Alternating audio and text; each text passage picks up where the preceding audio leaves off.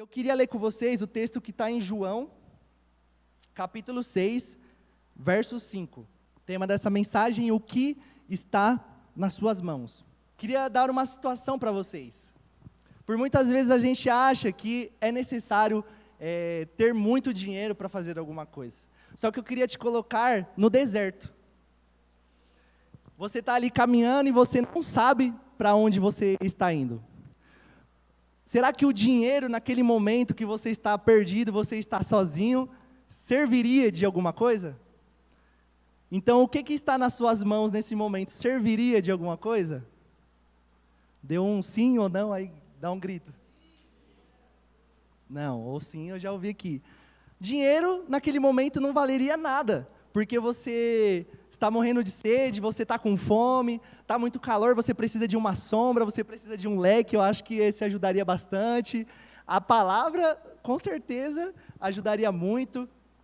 Mas você, naquele momento, poderiam te oferecer ouro, diamantes, você não gostaria de ter aquilo naquele momento.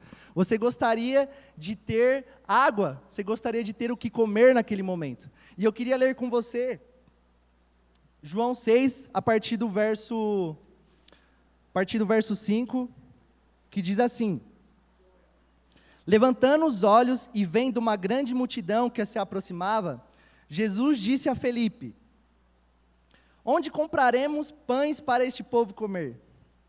Ele fez essa pergunta apenas para pô-lo à prova, pois já tinha em mente o que ia fazer.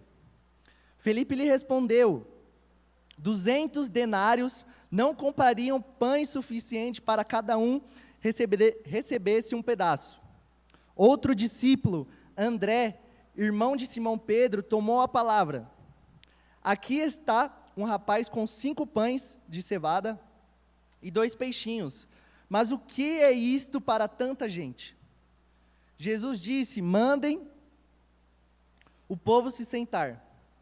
Havia muita grama naquele lugar, e todos se sentaram. Era cerca de 5.000 homens. Então Jesus tomou os pães, deu graças e repartiu entre os que estavam sentados, tanto quanto queriam. O mesmo fez com os peixes. Depois de todos receberam suficiente para comer, disse aos seus discípulos: ajuntem os pedaços que sobraram, que nada seja desperdiçado. Então eles ajuntaram e encheram 12 cestos com os pedaços de 5 pães de cevada deixados por aqueles que tinham comido. Depois de ver sinal milagroso que Jesus tinha realizado, o povo começou a dizer: sem dúvida, este é o profeta que devia vir ao mundo. Sabendo Jesus que pretendiam proclamar o rei à força, retirou-se sozinho novamente para o monte. Essa primeira parte dessa ministração, eu queria que você anotasse aí: eu estou disposto a entregar o pouco. Por muitas vezes nós colocamos no nosso coração que eu não consigo fazer a vontade de Deus porque eu tenho poucos recursos, ou porque eu tenho pouco tempo, ou porque eu tenho poucas pessoas. Mas aqui nós vemos um exemplo que poucas coisas na mão de Jesus, elas se tornam grandes. Nós vemos os discípulos ali meio desesperados, porque Jesus fala com ele que queria alimentar aquele povo, e eram 5.000 homens, e geralmente na escrita da Bíblia, eles só vão colocar os homens, né? Então só vão contar os homens. Então o pessoal fala que provavelmente haveriam 9.000 pessoas ali, né? Entre homens, crianças e mulheres, porque aqui eles só contam os homens. Então era uma multidão imensa. E eu estaria na mesma situação dos discípulos. Eu ia falar: como que eu vou alimentar essa multidão? Jesus deve estar ficando louco. Ele deve ter um celeiro escondido com esses pães e esses peixes. Um até tenta fazer as contas: não, necessitariam tantos denários para que pudéssemos alimentar essas pessoas, e ainda poderíamos dar somente algum pedaço. Então chega André com aquele menino, e ele tinha 5 pães e 2 peixes. E a gente pode olhar: meu Deus, é loucura. Só que o pouco nas mãos de Deus, nas mãos de Jesus, ele se torna muito. Então, a primeira coisa que eu queria falar com vocês, se Deus está te chamando, o pouco não importa, o pouco se torna muito. Um testemunho que eu quero falar sobre vocês é sobre o evangelismo que teve ontem. A gente foi num bloquinho de carnaval aqui na Vila Matilde, e quando surgiu essa ideia, eu falei, meu Deus do céu, onde que eu vou colocar esses jovens? Os pais desses jovens vão querer pegar no meu pescoço e falar, meu Deus, está levando meu filho para o carnaval. Mas eu falei, não, vamos na força de Deus, e eu estava muito animado. A Mel até se irritou comigo ontem, porque eu não parava de falar, eu estava muito animado para que acontecesse.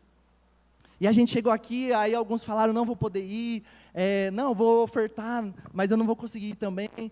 E chegou ontem aqui, a gente com as águas, com as etiquetas, aí estava eu, a Mel e o Matheus, e a gente foi trabalhando ali, todo feliz, teve um devocional, e a gente saiu, nós três.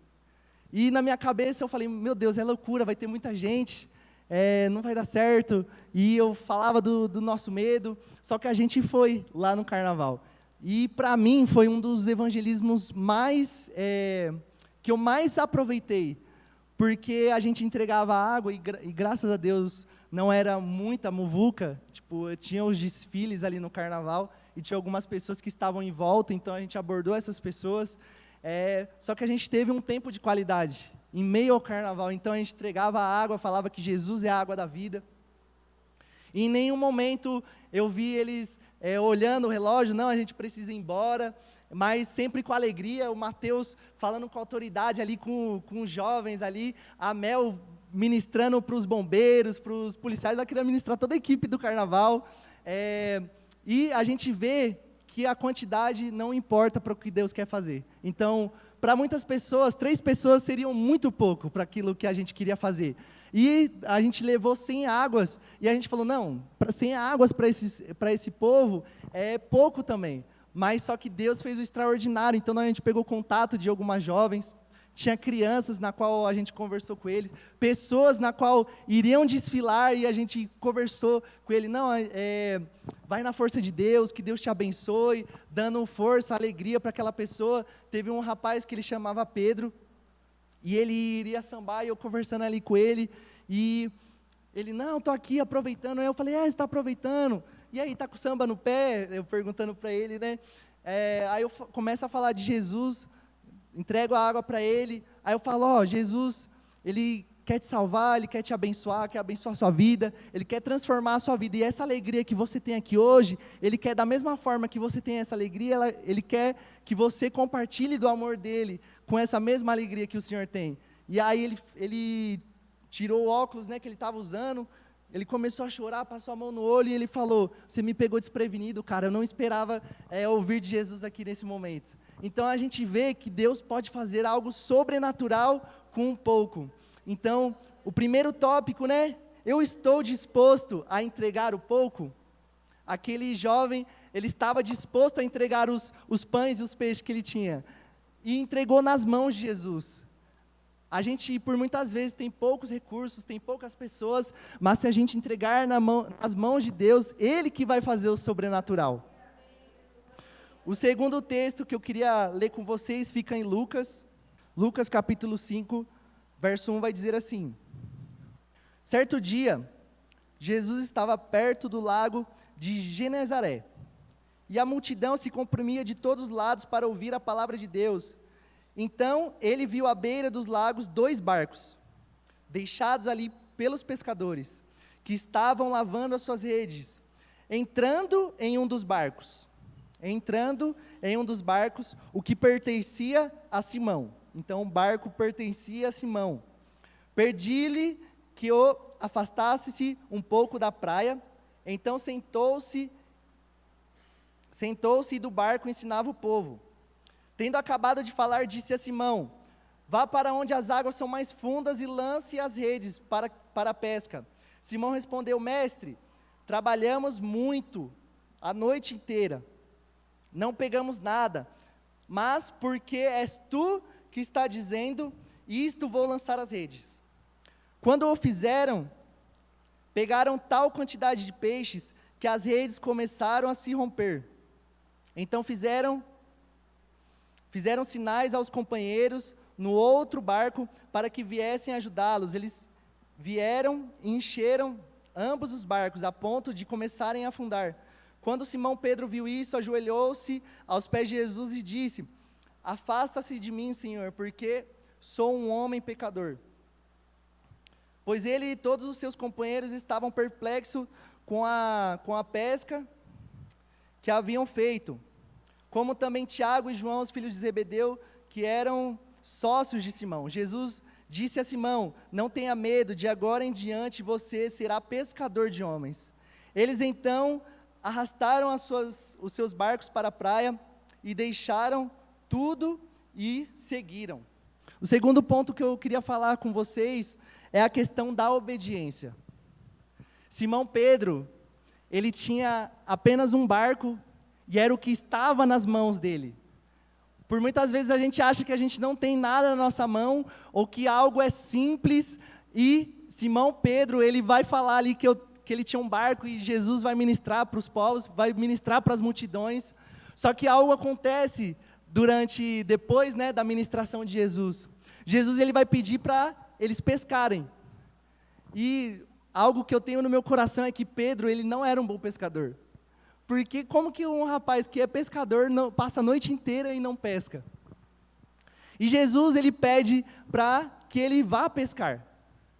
E Simão Pedro, ele acredita na palavra de Deus, ele obedece, mesmo muitas vezes nós temos dúvidas no nosso coração.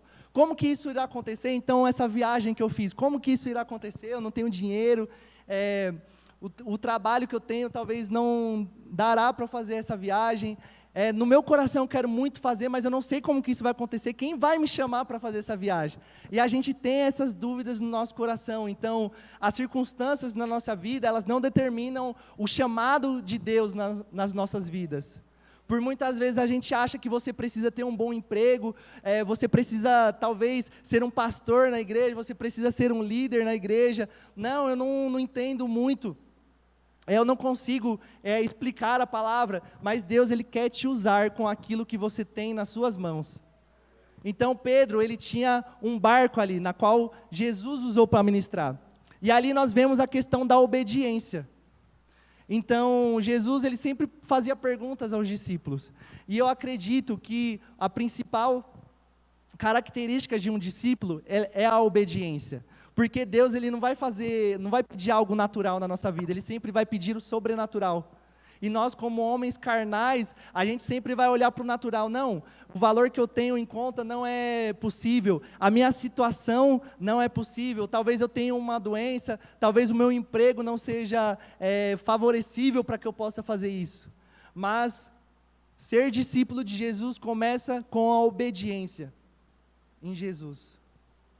Então, nós vemos que a obediência de Pedro ali, ele é ressignificado a identidade dele, né? Então, ele era pescador de peixes, né? De coisas do mar, só que Jesus, ele olha para ele e usa a identidade dele e chama ele para ser pescadores de homens.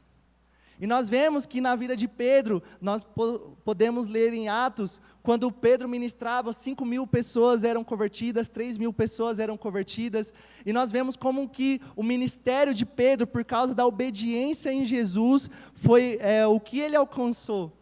Vidas foram salvas, pessoas foram curadas, milagres foram feitos, e Pedro, por estar obediente a Jesus Cristo, ele se torna um dos discípulos que se é mais falado na Bíblia. E a vida dele foi transformada por causa da obediência. Então nós temos que ter obediência. Jesus ali, quando ele está com os discípulos, né, e ele encontra a mulher samaritana, os discípulos falando que iam comprar comida em outra cidade, e ele fala que a fome dele é fazer a vontade do Pai. Quando Saul, ele vai fazer o sacrifício, e não era a função dele fazer sacrifício, era a função de Samuel fazer o sacrifício. E quando Samuel chega, Deus fala através da vida de Samuel que mais importa é obedecer do que sacrifícios. Então, na Bíblia, muitas pessoas, muitos discípulos, Moisés, Daniel, Davi, Todos que nós lemos foi pelo um passo de obediência, foi um passo de fé. Se nós olharmos para a vida de Moisés, ele libertou o povo, ele abriu o mar com com um cajado. Nós vemos Davi que derruba um gigante com uma funda. Então, mas todos eles obedeceram. Então, a pergunta que Deus está fazendo nessa noite é: o pouco que tem em suas mãos, você entrega a Ele? E se você quer ser meu discípulo, você está disposto a obedecer? Outro texto que eu quero ler com vocês, Mateus 9, a partir do verso 9. Diz assim: ao sair dali, Jesus viu um homem chamado Mateus, sentado na coletoria. Ele disse: siga-me.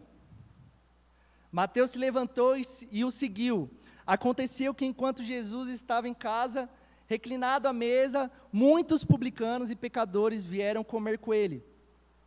E os seus discípulos, vendo isso, os fariseus perguntaram aos discípulos dele: por que o mestre de vocês come com publicanos e pecadores? Ouvindo isso, Jesus disse: não são os que têm saúde que precisam de médico, mas sim os doentes. Vão, aprendam o que significa isto: desejo misericórdia, não sacrifícios. Pois eu não vim chamar os justos, mas os pecadores. Aqui nós vemos o chamado de Mateus. Então, Mateus, ele era um cobrador de impostos, e trazendo para a nossa época, um cobrador de impostos é como se fosse, né, uma pessoa que cobrava taxas do governo, no caso do governo romano. Só que muitos deles roubavam a lei. Então eu cobrava uma taxa de 2 moedas e, na verdade, eu deveria somente cobrar uma. Então o povo não gostava dos cobradores de impostos. Outra questão é que era como se ele estivesse traindo o seu povo, porque ele era judeu e ele estava servindo Roma. É como se fosse um corintiano, a família inteira é corintiana, e essa pessoa corintiana, de repente, começa a jogar no Palmeiras. Não, isso aí é traição máxima. Isso é uma traição suprema. Nenhum corintiano ouse jogar no Corinthians. Então, o povo ali, né, tinha essa questão com os cobradores de impostos justamente por causa disso. Primeiro, porque eles eram pessoas que usufruíam, né, dessa questão de autoridade e cobravam mais dos povos, e essa questão que ele estava traindo o seu povo. Então, ele era de um povo judeu que estava servindo ao governo de Roma. Então, as pessoas odiavam cobradores de impostos. E Jesus, ele olha além do que nós podemos ver. Então, Jesus, ele olha Mateus, não pelo que ele poderia oferecer naquele momento, não pela qualidade daquele momento, só que Jesus, ele olha pessoas além do que os nossos olhos podem ver. E ali Mateus, ele apresenta mais uma qualidade na qual um servo do Senhor, um discípulo do Senhor, quando ele é chamado, ele necessita, que é a questão da disposição. Por muitas vezes, quando ocorre um chamado, a gente fala de um projeto, a gente fala, não, você vai vir, e às vezes muitas pessoas estão ouvindo aquela palavra, mas a gente sempre inventa uma desculpa: não, mas o meu trabalho, eu não consigo porque eu tenho uma dificuldade na minha perna, não, porque eu era ladrão, agora eu não posso servir a Cristo. Mas Jesus, ele deseja corações dispostos a servi-lo. Então, a pergunta que eu quero fazer, né, as 3 perguntas na qual eu creio que Jesus, ele faz a nós, quando nós somos chamados para sermos um discípulo, primeiro, o que está em suas mãos? Você está disposto a dar esse pouco que você tem? Você está disposto a me obedecer? E a terceira pergunta você está disposto a me seguir? Nós vemos a história dos discípulos e nós vemos que a maioria deles largavam tudo e seguiam a Jesus Cristo. Nós vemos Pedro, André, que eram pescadores, eles deixaram as redes e foram seguir Jesus. Nós vemos Paulo, na qual ele tem um encontro com Jesus Cristo, e ele está disposto, né, a deixar a sua religiosidade, deixar o seu status na qual ele tinha na sociedade para seguir a Jesus Cristo. Nós vemos Mateus, que ele poderia muito bem viver da renda que ele tinha, poder continuar fazendo o que ele fazia, mas nós vemos que ele estava disposto, ele estava disponível a seguir Jesus Cristo. Então, Jesus Cristo, ele deseja o que você tem nas suas mãos, independente que seja pouco ou muito. Ele não quer saber o que tem nas suas mãos. Ele quer que você obedeça a ordem dele. Então, por muitas vezes, você acredita que você não tem muitas coisas. O maior testemunho da minha vida, e eu gosto de falar disso, é porque eu sou o Yuri, que vim da maternidade, nascido na maternidade, Hospital Maternidade São Miguel Paulista. Eu moro ali em São Miguel, e eu não fui criado com meu pai, então minha mãe teve que batalhar muito, e eu não tinha muitas coisas para poder ali, né, crescer com regalias, coisas do tipo. E eu já tive a oportunidade de estar 3 vezes nos Estados Unidos, a minha vida foi transformada, hoje eu sou líder de jovens, então as pessoas olhavam e talvez nem eu acreditava que eu poderia estar aqui hoje ministrando essa palavra. Só que houve uma disposição, houve uma obediência em Jesus, e eu apresentei o pouco que eu tinha nas mãos de Deus. E hoje, a oração que eu tenho para você é: o que tem nas suas mãos? Você está disposto a entregar nas mãos de Deus? E eu queria orar com vocês nesse momento, queria que vocês fechassem os seus olhos. Deus, nós queremos te agradecer, meu Deus, por tudo que o Senhor é, por tudo que o Senhor faz, Senhor. O Senhor transforma vidas, o Senhor transforma realidades, o Senhor é Deus que transforma histórias e situações, mas não importa a situação que nós estamos vivendo, o Senhor nos chama, independentemente de religião, independentemente do trabalho, da nossa condição financeira, do nosso status, o Senhor tem nos chamado para seguir, e essa renúncia que nós devemos fazer, é uma renúncia de obediência ao Senhor, é uma renúncia de disposição. Então, quão dispostos nós estamos a entregar as nossas vidas ao Senhor? O Senhor diz hoje para essa igreja: siga-me, faça a minha vontade. O que tem nas suas mãos que te impede de fazer a minha vontade? Não existe nada nesse mundo que possa impedir a vontade de Deus seja feita. Senhor, nós queremos te agradecer, meu Deus, por esse culto, Senhor. Meu Deus, o Senhor tem ministrado aos corações hoje, meu Pai.